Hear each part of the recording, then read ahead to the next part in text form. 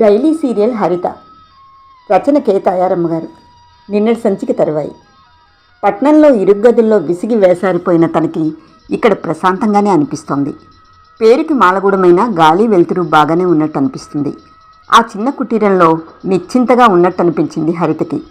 ఆలోచనల మధ్య తేలియాడుతూ చాప మీద అలా ఒరిగిపోయింది హరిత.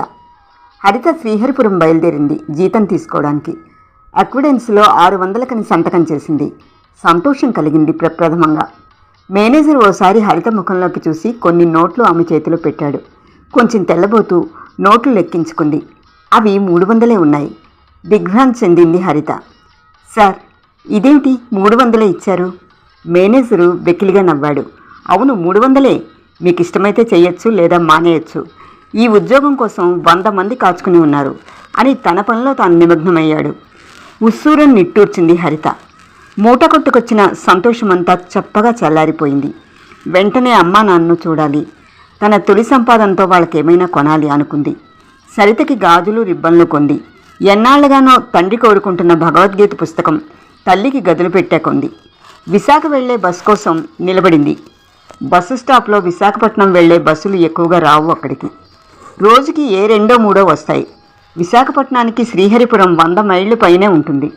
ఇంకా రైలు మార్గం వేయలేదు, అది నిర్మాణంలో ఉంది. రైలు మార్గం కానీ ఉంటే ప్రయాణం ఇంత కష్టం అనిపించదు, డబ్బు ఖర్చు ఇంత ఉండదు. విశాఖపట్నంలో బస్సు దిగి ఎన్నో సందులు గొంతులు తిరిగి ఓ ఇరుకు సందులోకి వెళ్ళింది హరిత. అక్కడ ఓ ఇంటి ముందు నిలబడి తలుపు తట్టింది. తలుపు తెరిచిన అనసూయమ్మ గారు, వచ్చావా హరిత అంటూ పలకరించింది. అమ్మా, ముందు నాకు అన్నం వడ్డించు, చాలా ఆకలిగా ఉంది. నీ చేతి భోజనం చేసి ఎన్నాళ్ళయిందో అంది ఇంట్లోకి వస్తూనే. నీ హడావిడి బంగారంగాను, ముందు స్నానం చేసిరా వడ్డిస్తాను అంది అనసూయమ్మ. అమ్మా, నాన్నగారు ఎక్కడికి వెళ్ళారు అని ప్రశ్నించింది హరిత. సాయంత్రం ఆనందరావు మావయ్య వచ్చారు. ఆయన మీ నాన్నగారు కలిసి అలా తిరిగి వద్దామని వెళ్ళారు అంది అనసూయమ్మ.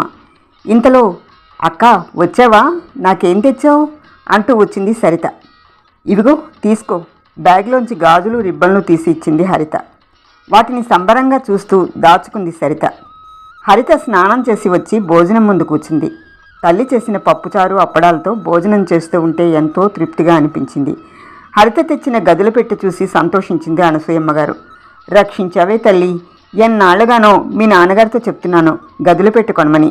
ఎలుకల బాధ పడలేక చస్తున్నాను, అయినా మగాళ్ళకి ఇలాంటివి పట్టవు అంటూ దాన్ని ఇంట్లో దాచుకుంది. అమ్మా, ఈ మధ్య అన్నయ్య కానీ వచ్చాడా అంది హరిత కంచంలో చేయి కడుక్కుంటూ. రాలేదు, వాడే సవ్యంగా ఉంటే నీ చేత ఇలా ఉద్యోగం చేయించవలసి వచ్చేదా హరిత అంది అనసూయమ్మ గారు నిట్టూరుస్తూ.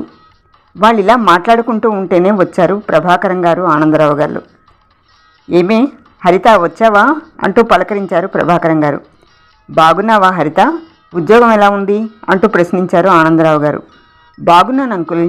అక్కడ ఉద్యోగం సంగతి చెప్పాలంటే ఏమీ లేదు. అదొక చిన్న మాలగూడెం. ఓ పూట తింటే 2వ పూట తిండికి లేనివాళ్లే అందరూ కూడా. చదువు సంధ్యల జోలికి అస్సలే పట్టదు వాళ్ళకి. కానీ అంకుల్, మానవత్వం మమత రంగరించుకున్న హృదయాలు వాళ్ళవి. ఒట్టి అమాయకపు జీవులు, సశేషం.